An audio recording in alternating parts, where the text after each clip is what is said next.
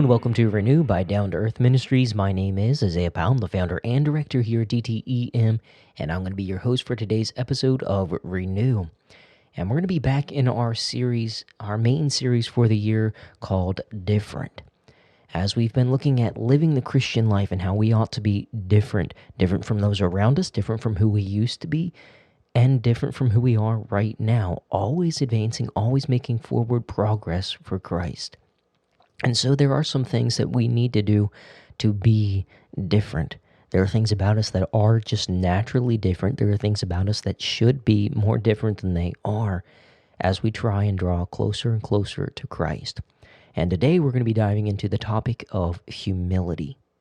And as Christians, embodying humility is not just some good practice. It's really essential to our journey of faith, our Christian walk. So let's look at a few verses and let's see what the Bible has to say about being humble.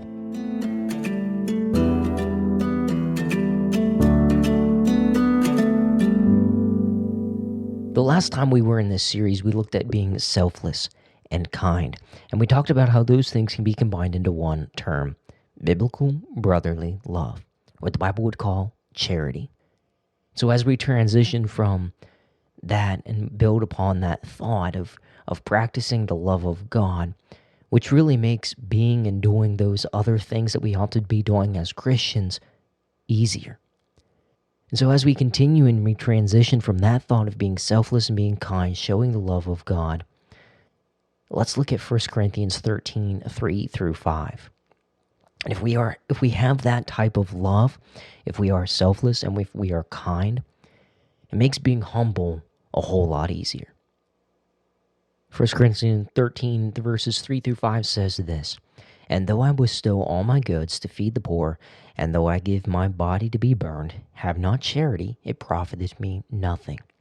Charity suffereth long, and is kind. Charity envieth not. Charity vaunteth not itself, is not puffed up, doth not behave itself unseemly, seeketh not her own, is not easily provoked, thinketh no evil."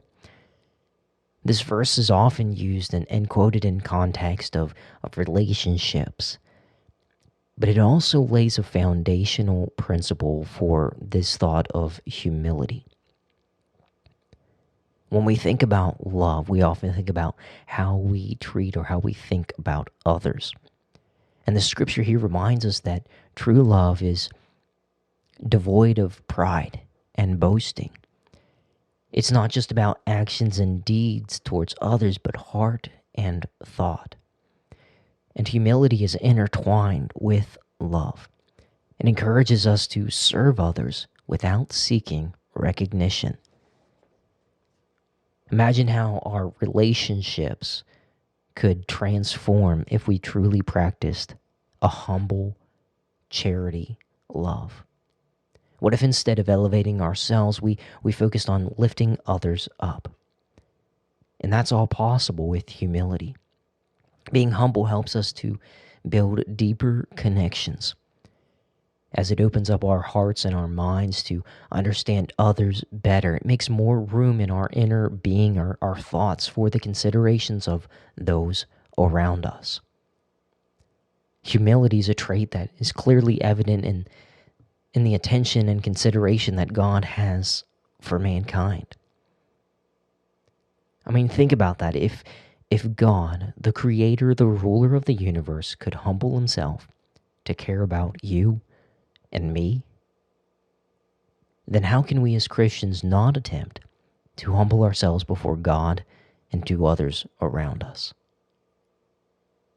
Being humble is important to God. We just said that even he humbled himself to care for us. And he tells us of how it helps to keep the relationship between us and God clean. 2 Chronicles 7:14 says, "If my people, which are called by my name, shall humble themselves and pray and seek my face and turn from their wicked ways, then will I hear from heaven and will forgive their sin and will heal their land."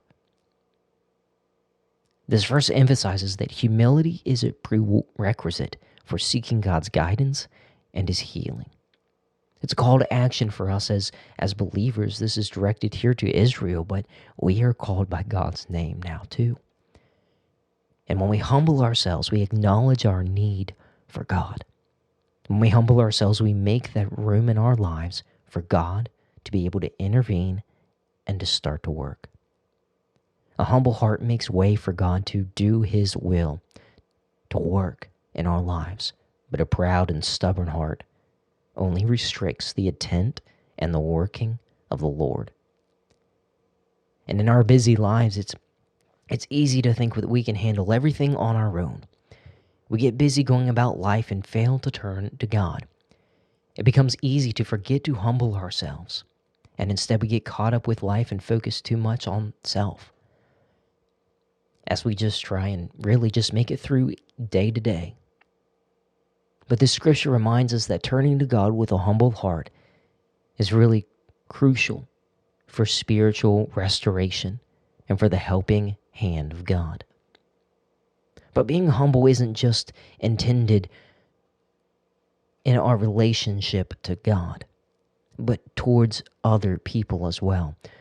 And not just certain others, not just chosen others, but everyone, just as Christ, our example, practiced humility.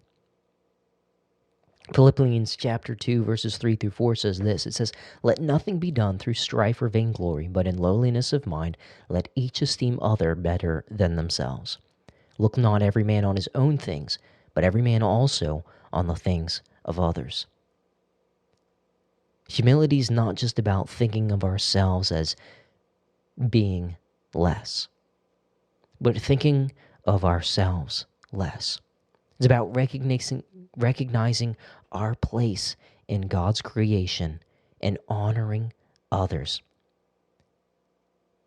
as people who Jesus Christ died for, just like He did for us. We're all the same. We're all creations of God, and He loved us and He died for every single one of us. So when we think about that, it ought to really be able to humble ourselves and think of others. Being humble, it's about realizing that it's God who deserves the focus in our lives.